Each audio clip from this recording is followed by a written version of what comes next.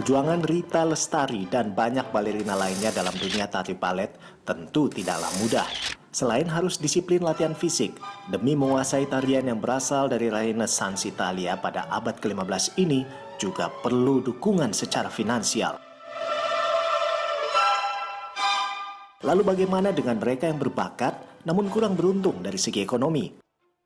Merasa terpanggil dengan hal itu, Rita mencoba menjadikan balet merakyat dengan membangun Komubara atau Komunitas Balet Rakyat yang didirikannya pada Juli 2018 lalu. Ya, Komubara adalah wadah untuk mencari talenta-talenta muda Indonesia di bidang tari balet, yang kemudian bagi mereka yang terpilih akan diberikan beasiswa ke Sanggar Tari Balet Profesional. Dan semua latihan balet di sini dilakukan secara gratis.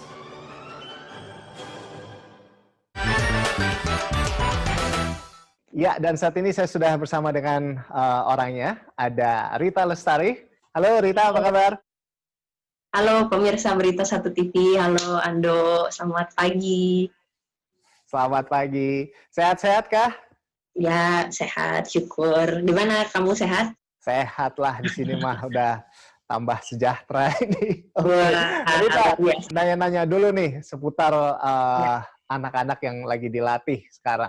Nah ini sampai kepikiran membawa balet ke anak-anak di komunitas Erpetra itu. Nah, ini gimana sampai kepikiran membawa balet ke mereka gitu, Rit?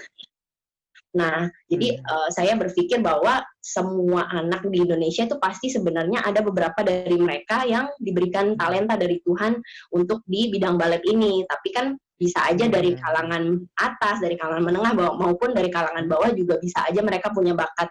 Nah, disinilah saya tergerak dan terpanggil untuk merekrut mereka gitu untuk mengaudisi mereka, melatih mereka secara gratis dan juga dipilih gitu ya yang mau komitmen untuk latihan, dan kita bekerja sama juga dengan sanggar-sanggar yang terdekat dengan Erpetra mereka supaya mereka tuh bisa latihan ke sanggar juga nggak jauh gitu kan. Nah, puji Tuhan juga sih sanggar-sanggar yang bekerja sama dengan komunitas balet rakyat juga sangat berbesar hati. Mereka mau memberikan memberikan sumbangsih mereka berupa beasiswa. Jadi anak-anak ini datang latihan secara free gitu. Dan juga komunitas balet rakyat kita mengumpulkan juga donasi berupa baju ya. Jadi maksudnya kalau anak kecil kan cepat besar ya. Jadi baju baletnya masih bagus, tapi anaknya udah gede, udah ganti baju lagi. Jadi kita kumpulkan baju-baju, sepatu, stocking yang second ya. Jadi yang masih layak pakai kita kumpulkan, dan juga kita bekali anak-anak beasiswa ini dengan pakaian second tersebut. Jadi istilahnya kan kalian coba aja, toh baju ada, juga sekolah memberikan beasiswa, jadi kalian tinggal meraih impian kalian gitu. Jadi bisa dibilang komunitas balet rakyat ini kita membuka jalan bagi siapapun saja, walaupun kalian mungkin mengalami kesulitan ekonomi, tapi kalian mau berjuang, itu kita bantu, seperti itu. Nah, nggak cuman orang-orang yang mampu gitu secara ekonomi, untuk terima balet aja tuh agak susah gitu, berjuangnya juga mati-matian. Nah ini gimana cara memperkenalkan balet ke anak-anak dari keluarga yang kurang mampu begitu? Ini sulit nggak sih? Atau mungkin ini ada jadi satu tantangan tersendiri gitu buat Rita, seperti apa? Ya, jadi kan kebetulan kita kan bekerja sama dengan sebuah lembaga yang memang sudah resmi dari pemerintah, yaitu Erpetra. Nah itu sudah istilahnya udah ada rumahnya, ada perpustakaannya, ada aulanya, ada fasilitas yang bisa kita pakai, dan staf di sana yang mengelola Erpetra tersebut itu mengumpulkan anak-anak yang tinggal memang sekitar sana. Dan kebetulan si Erpetra memang berlokasi di bawah rel kereta api ya, jadi mereka sih yang tinggal daerah situ itu bisa datang ke sana. Nah, untuk kenyataannya sih beberapa dari mereka tuh nggak tahu balet itu apa gitu kan. Tapi beberapa juga sebenarnya tahu. Jadi anak-anak cewek ada yang udah tahu, oh aku tahu balet, udah pernah lihat di TV gitu kan. Atau mungkin baca dari buku cerita atau dari komik gitu. Jadi mereka sih sebagian tahu, sebagian tuh nggak tahu balet itu apa. Tapi kan kita kan mengadakan free class, jadi kelas secara berkala selama 4 minggu berturut-turut kepada mereka di satu Erpetra. Jadi mereka tuh bisa bisa merasakan juga, maksudnya saya tuh cocok nggak ya ikut ini gitu kan.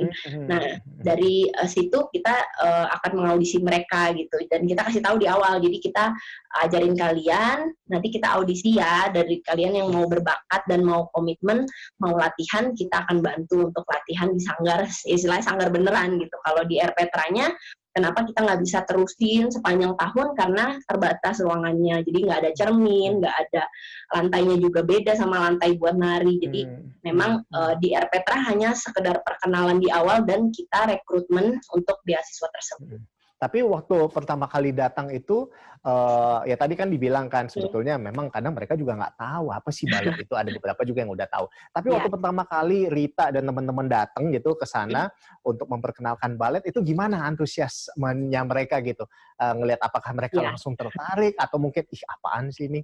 Kok nggak kayak di TikTok gitu atau dan lain sebagainya gitu. Nah, itu gimana respon dari anak-anak pada saat itu pertama kali datang? Ya, ini sih balet kebetulan tidak TikTokable ya.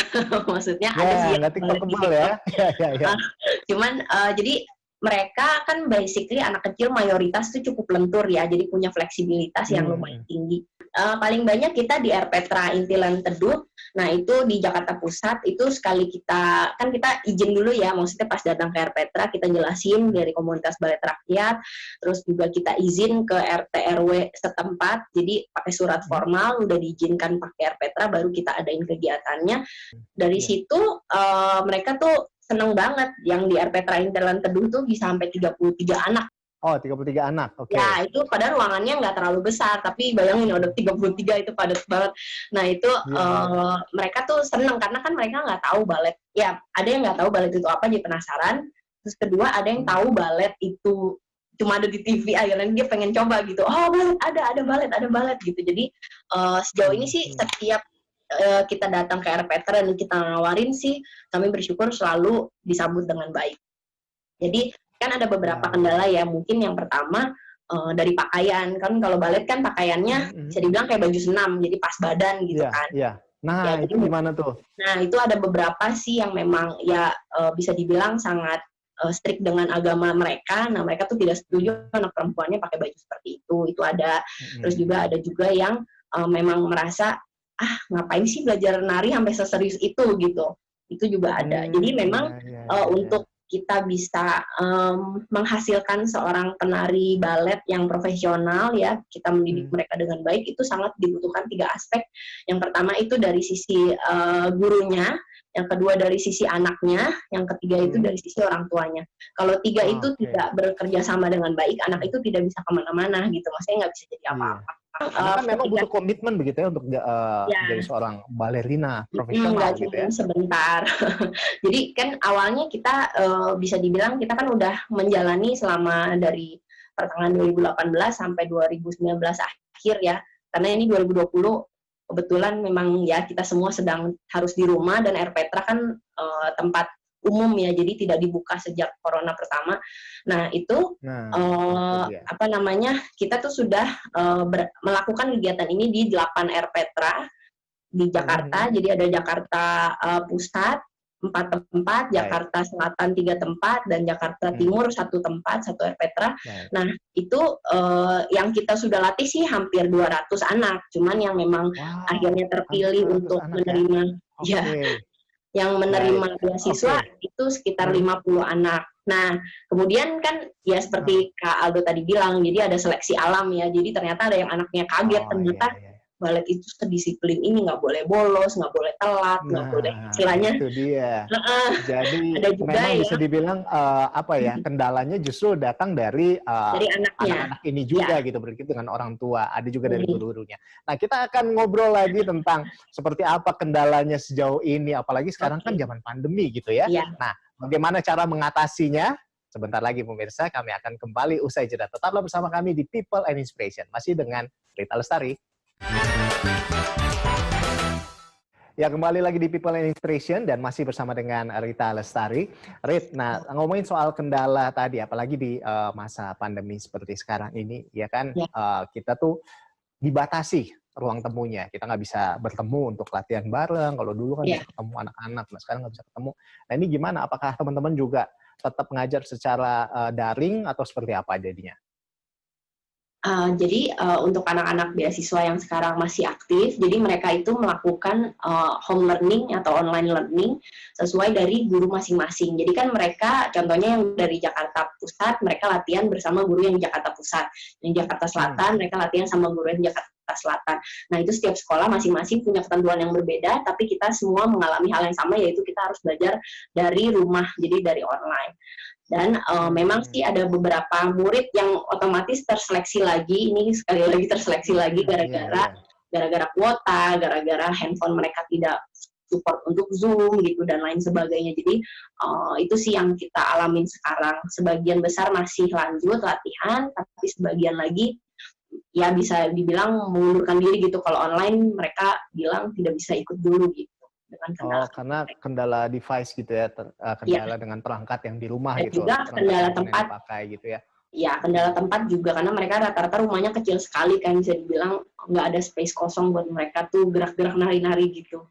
Soal ini banyak yang tereliminasi gitu kan. Ya. Dan di sini juga teman-teman kita semua tahu juga bahwa balet, jadi latihan balet atau jadi seorang balerina itu butuh komitmen yang sangat tinggi. Iya, betul. Nah, itu sampai teman-teman ini bisa tereliminasi dari 200 sampai udah ada 50 sekarang penerima beasiswa. Nah, itu mereka kebanyakan tereliminasinya kenapa ini? Bisa diceritakan mungkin? Apa karena kurang disiplin? Ya. Atau seperti apa sebetulnya? Oke, jadi begitu kita memberikan kepada mereka beasiswa, yang pertama kali kita lakukan adalah beasiswa selama 6 bulan. Jadi kita lihat dulu seberapa mereka komitmen sesuai jadwal. Yang pertama tidak boleh bolos, ya. Jadi kita kasih limit untuk selama 2 bulan cuma boleh tidak hadir 1 kali. Ya, misalnya sakit atau apapun, itu cuma boleh bolos 1 kali. Dan tidak boleh tidak ada kabar, harus kasih kabar kenapa berhalangan hadir. Jadi memang di sini kita tentu saja berarti anak-anaknya atau mamanya itu harus punya handphone atau alat komunikasi untuk memberitahukan kita gitu. Nah, itu mereka kita tuntut itu ya, satu mengenai kehadiran, terus juga kedua mengenai kedisiplinan di dalam kelas. Jadi apakah mereka terlambat atau apakah mereka tidak mau dengerin gurunya, jadi seperti itu sih. Dan mayoritas yang terjadi eliminasinya terjadi karena kehadiran tersebut. Jadi kan anak kecil ada yang awalnya, maksudnya dia pasti berbakat ya yang udah ikut. Itu kan kita sudah audisi, mereka berbakat tapi ternyata mereka tuh mengalami bosen atau mengalami kok ternyata balet luntur gitu ya. Iya, ternyata kok balet sakit turun. Harus split, harus kayang, harus lentur. Jadi ada yang juga kesulitan di sisi itu gitu untuk istilahnya nggak mau sakit gitulah, untuk stretching lebih banyak atau lebih lentur lagi, itu kan dituntut ada sedikit rasa sakit pasti kan untuk bisa mencapai kelenturan tertentu gitu. Itu juga bikin mereka juga mungkin ada yang mengundurkan diri juga ada. Ada juga yang memang jujur sih beberapa ada anak yang memang sama sekali nggak punya handphone. Itu kita komunikasinya jadi mau nggak mau by verbal kan, kita janjian ya di kelas hari ini jam segini. Terus juga anaknya ya kita deg-degan juga, maksudnya nih anak datang apa enggak, terus kalau dia nggak datang enggak gitu ya. Kita juga nggak bisa kontak, datang justru. Nggak bisa cari mamanya juga karena nggak punya handphone sama sekali. Itu juga ada juga yang masih juga sampai sekarang juga ada gitu. Ya maksudnya kita pengen mereka tuh tetap ikut latihan walaupun mereka punya kendala itu ya, maksudnya nggak punya alat komunikasi. Cuman memang balik lagi harus ke mentalnya mereka gitu kan. Ada orang yang kayak udahlah repot lah, males gitu kan maksudnya. Ini kan komitmen dari anak-anak gitu ya. Kalau dari untuk Komubara sendiri menyediakan beasiswa sejauh ini bagaimana komitmennya? Jadi kita sekarang sudah bekerja sama dengan 6 sekolah, jadi 6 sanggar tari, sanggar balet yang memberikan beasiswa. Nah, kami bersyukur sih sampai sejauh ini beasiswa tersebut tetap berjalan. Jadi istilahnya ada yang baru mulai, ada yang udah 2 tahun dari awal, itu masih sampai sekarang masih tetap memberikan beasiswa. Tapi tentu saja dengan ketentuan yang absensi harus bagus itu, karena kan kalau anaknya sudah naik level, disiplin begitu ya, komitmennya harus kelihatan banget gitu. Ya, anaknya kan udah naik level, dia harus latihan lebih sering, mungkin seminggu 2 kali, seminggu 3 kali. Nah itu komitmennya harus lebih tinggi lagi. Ya, baik. Rit, nah selanjutnya ini teman-teman kan di Komubara ini mereka menerima pelajaran gitu, balet ini secara gratis kan anak-anak ini. Betul. Kalau untuk pengajarnya ini gimana? Ada siapa saja pengajarnya? Ini pengajarnya ngajarnya juga gratis Oke. atau sukarela aja? Ya. Atau seperti apa? Atau dapat fee atau gimana ini sebetulnya ini? Oke, kita kan memang organisasi atau komunitas non-profit ya, jadi kita tidak mencari keuntungan apapun, tapi kita volunteer di sini. Jadi kita menyebut ada beberapa kakak ya, istilahnya kakak yang membantu kita, yaitu pertama kakak Sabara, itu singkatannya Sahabat Balet Rakyat. Nah, itu kakak tersebut adalah kakak-kakak yang membantu kita ke lokasi. Ya, yang bantu ngajar, yang bantu mungkin datang untuk meliput. Nah, itu yang datang ke lokasi itu yang membantu kita secara langsung, kita sebut sebagai volunteer kakak Sabara. Nah, kemudian ada yang kedua yaitu kakak Pabara atau partner Balet Rakyat. Nah, itu adalah orang-orang yang berdonasi, baik itu kostum yang layak pakai, ya maksudnya baju yang masih layak pakai, sepatu masih layak pakai, ataupun pihak-pihak sanggar yang berdonasi secara scholarship untuk mereka. Jadi ada berapa suka relawan ini, volunteer ini yang ngajar di Komubara ini?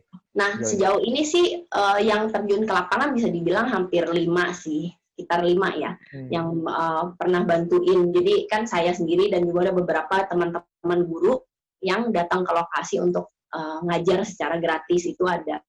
Tapi kita disupport banyak sekali oleh kakak Pabara ya, partner Balet Rakyat ini yang donasi banyak sekali, donasi jadi baju ya. Teman-teman guru yang bantu ngajar di sana juga memang guru-guru yang memang sudah sempat ngajar di sanggar-sanggar lain sebelumnya, Ya, gitu ya.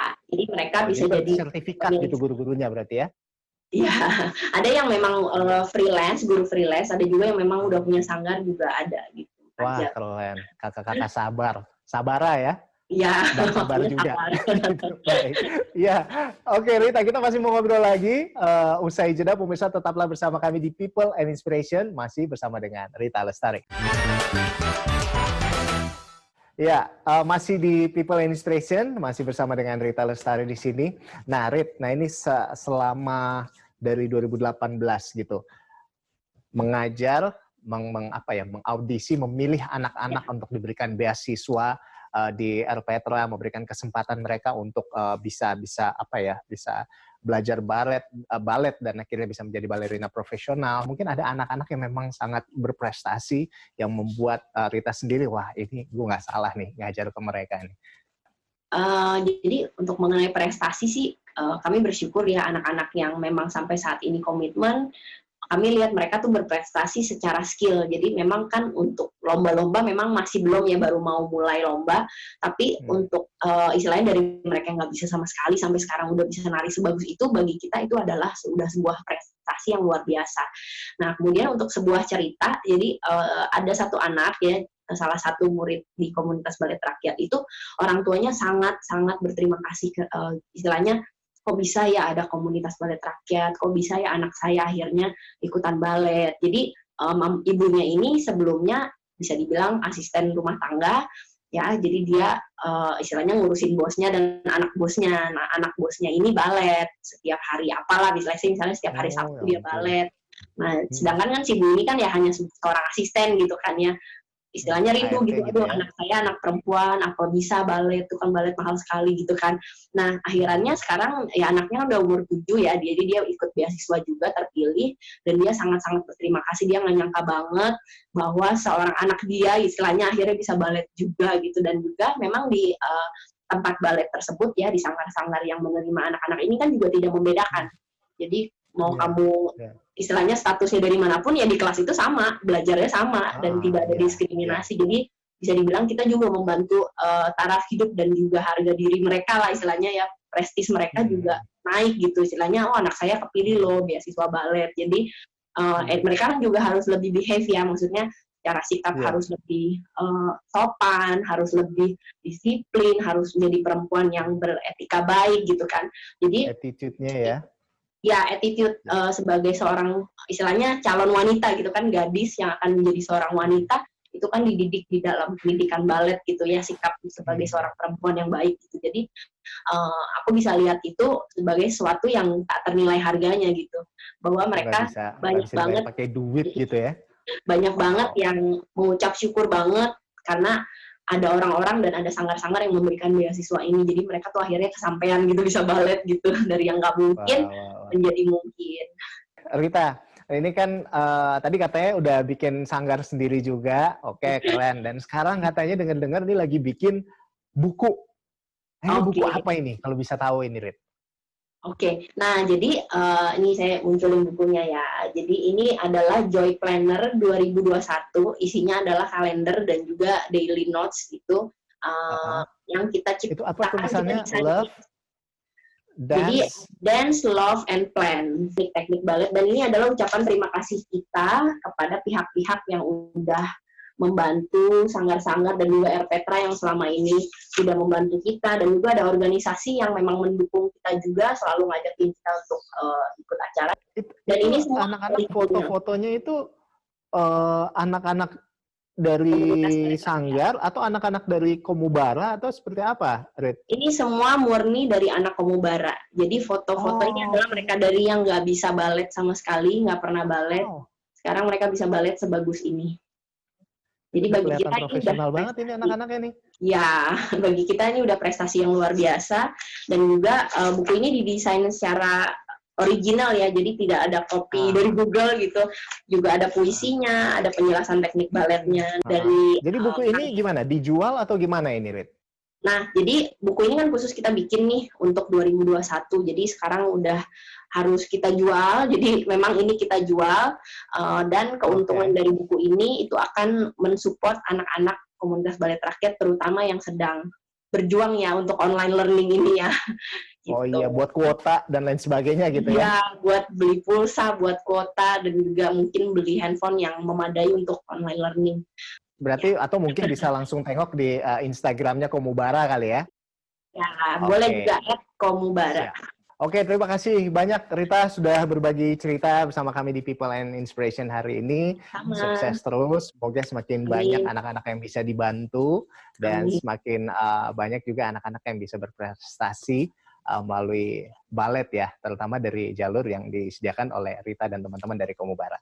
Sukses terus. Terima kasih banyak. Terima kasih Ronaldo ya, dari Kita Satu TV. Thank you. Siap. Iya.